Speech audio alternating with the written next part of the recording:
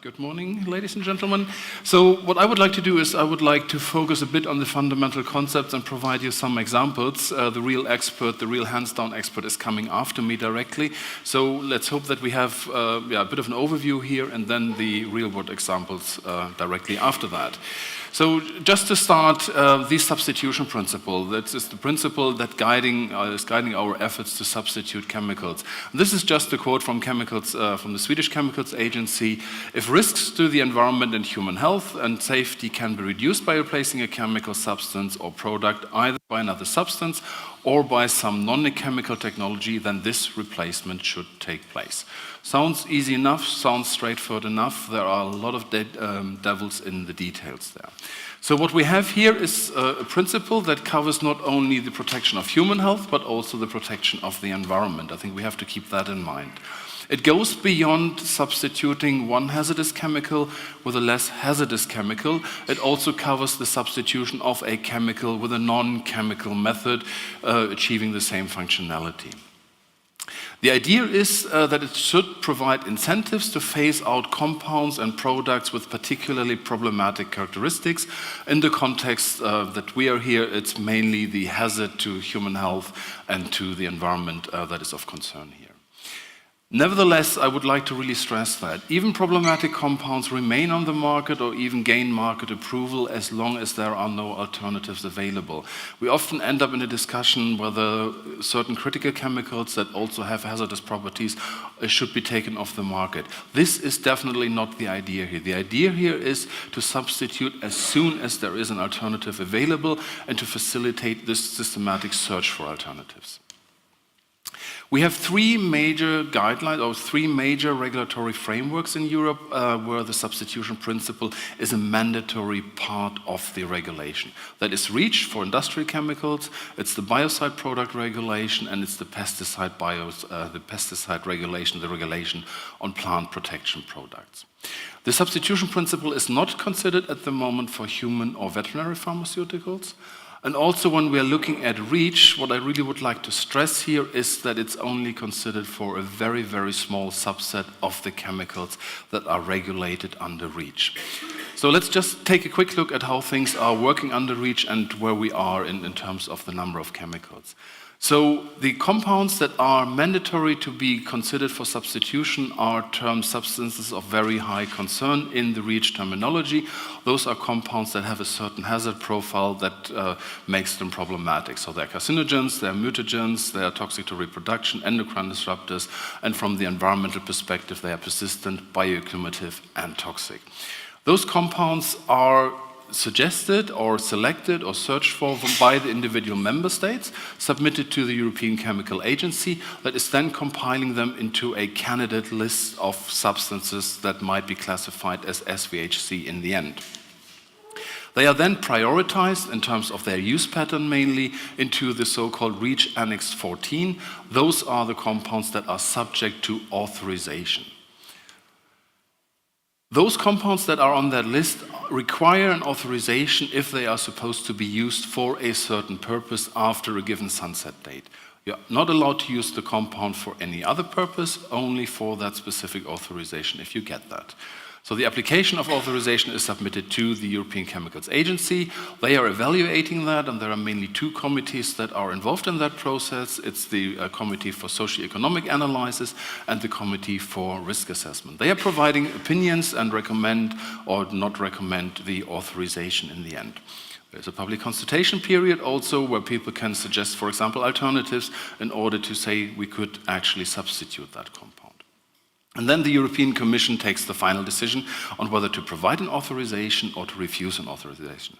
So what we see is we have a lot of players that are scattered all over Europe in place, and that is what really is bogging down the process.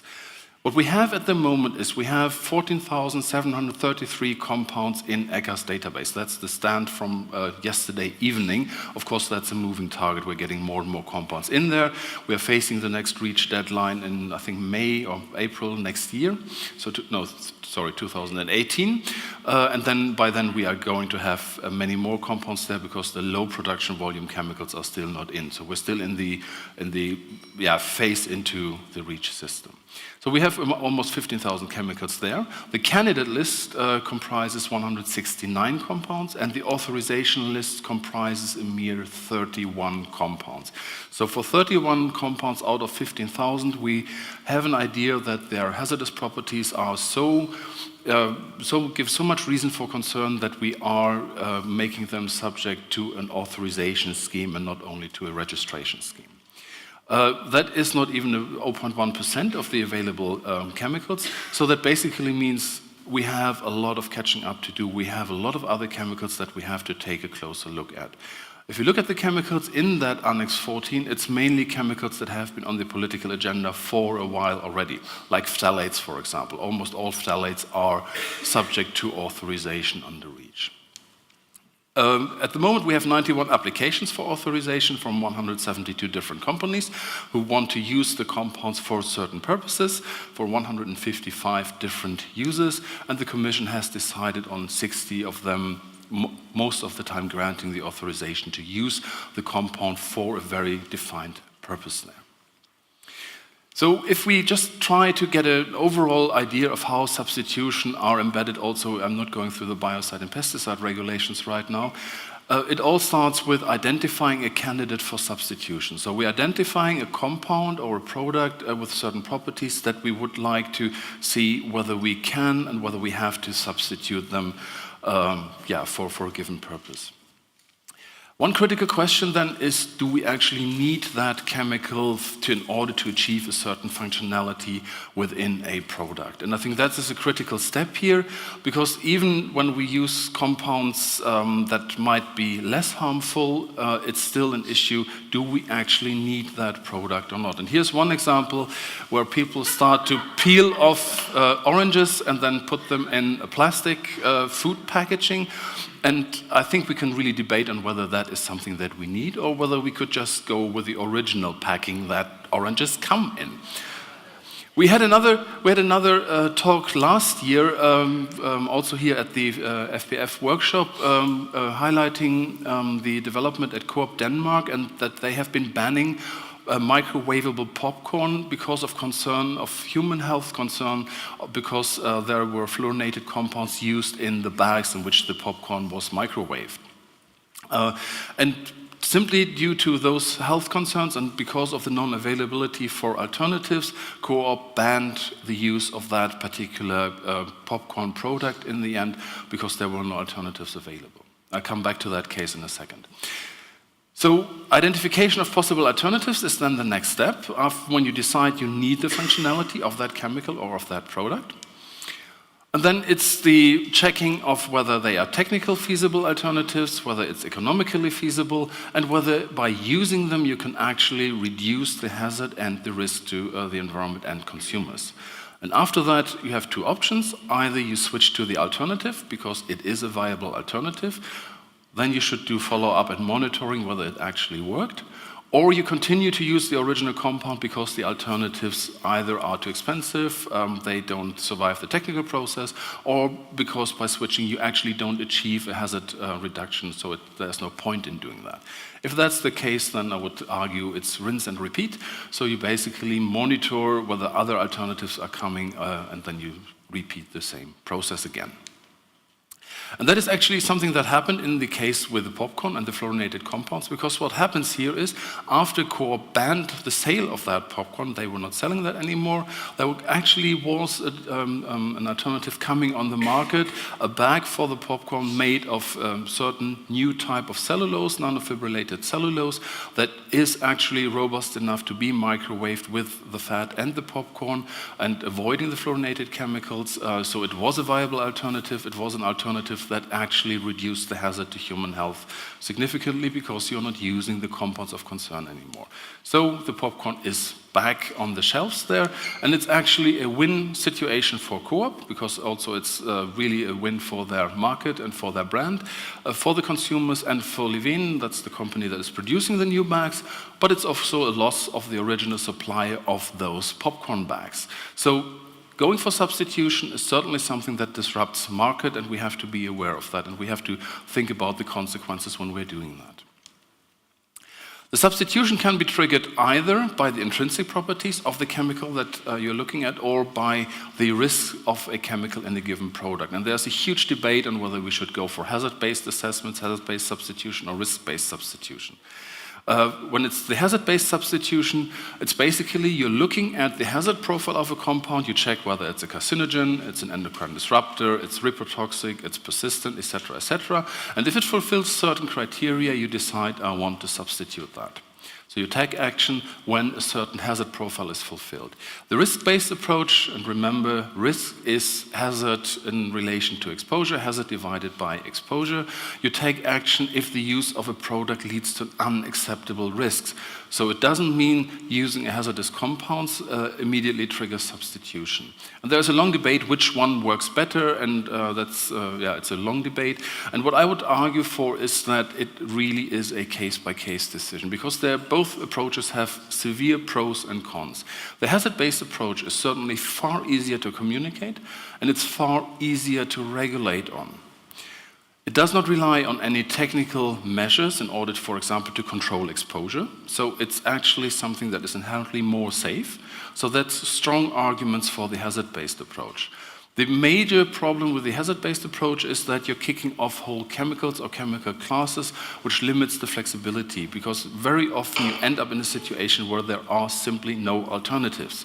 And then you basically don't get going. So that's a real drawback there. The risk-based approach is far more flexible. It allows for a more stepwise approach to substitution.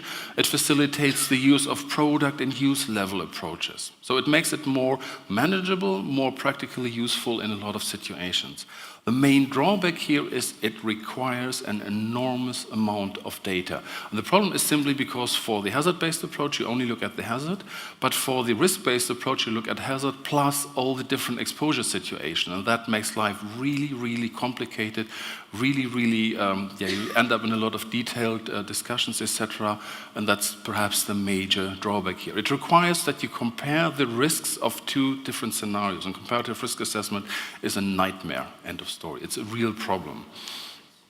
Here's one interesting case here. Ethanol estradiol is one of our pet compounds when it comes to endocrine disruptors. The compound is usually applied orally, but there's at least one product still on the market that uses those patches. And those patches, when you use them, they contain a massive amount of ethanol estradiol because the absorbance through the skin is not very good. So when you're done, it's still 80% of the original chemical is still in that patch. And we have a massive environmental exposure coming from the disposal of those patches. In Sweden, they are banned. So the idea there is you stay with the hazardous compound, and you lower the risk for the environment by simply going for an application that is lowering the risks of that. Similar situation is when a farmer who is feeding their animal with a pharmaceutical is switching from a feed additive to an injectable, also using the same compound with the same hazard profile, but massively lowering the dose and thereby the risk for the environment or for consumers. So it's really a case-by-case decision. I wouldn't say one of them is inherently better than the other. We have to really take a closer look there. Regrettable substitution. That is perhaps something that we really should try to avoid. And it's not always that clear as in that picture here, perhaps. One of the cases, one of the poster charts there is bisphenol A and the substitution, the alternatives bisphenol S and bisphenol F. We have those labels here, bisphenol A, free plastic, and then the label non-toxic plastic as a result here. But of course, what we know now is that even bisphenol A and bisphenol F, and that's a quote from a recent review on that, is that their potency is in the same order of magnitude and they have a similar mode of action than bisphenol A. So it doesn't help us. And if you look at the compounds here, it's not a really big surprise because if you look at them, they look very, very similar. So of course they also have similar hazardous properties. So a bisphenol A-free plastic is by far, or can be very far away from being a non-toxic plastic. So we really have to think on how we substitute, and the trick is, of course, to keep the functionality, but still using compounds that have a different hazard profile, and that is a real challenge. Another issue that I would like to point out is that we have conflicting and changing aims of our substitution efforts. And the good story, or the interesting story here, is refrigerators and the coolants that we're using in refrigerators. In the 1930s, it was ammonia. The compound is quite toxic to humans. You can suffocate quite easily from that if you have a leakage in your refrigerator. So it was replaced by chlorofluorocarbons in the 1950s or something like that. The compounds are basically non-toxic, so we really substitute one compound with another compound, and we gain an enormous amount in terms of improvement of human health impacts. The compounds were then replaced by hydrochlorofluorocarbons, and in the end now we are going for hydrofluorocarbons.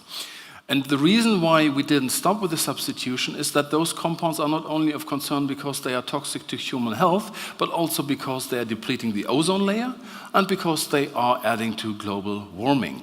So what we see here is that we have a compound at the beginning that has a massive, or not massive, but a significant toxicity to human health. We then replace that with a compound that is actually not toxic anymore, but at the same time we are triggering another concern. In that case, it was the global warming potential. And then we say, okay, we also get rid of that, and then we have the ozone depletion potential. So, and we might actually circle back now to ammonia. So the question with the substitution is really, what are the aims? And those aims here are all aims that we all can and should agree upon, but the question is, what do we do when we have to balance them? Another typical situation is you have a situation where you increase the protection of human health, but you endanger the environment, or the other way around. So very often you have those conflicting demands, and we need to really find a way on how we integrate that and how we discuss those issues. Yep. Thanks. Yeah, just one additional case studies, and then I'm going to wrap up. Pesticides are comparatively easy because we only have 100-something active ingredients in there. They are tightly regulated. The data situation is really good. So what we actually try to do is, and the substitution principle is actually embedded in the regulation. So every compound has to undergo that evaluation that is used as a pesticide. So what we basically did is we tried to see what are the actual consequences when we are applying systematically the substitution principle. Here are the criteria for identifying a compound as a compound that has to be substituted, a candidate for substitution. 2 out of 3 PBT criteria: carcinogen, endocrine disruptor. Then also the ADI is lower than the other compounds in that class, so that goes beyond the hazard characterization, and it contains a significant proportion of non-active isomers, so that's specific. Then we have those clauses here that I'm not going to read out because I don't like that. That's those weasel phrases that we're going to discuss for the next 50 years.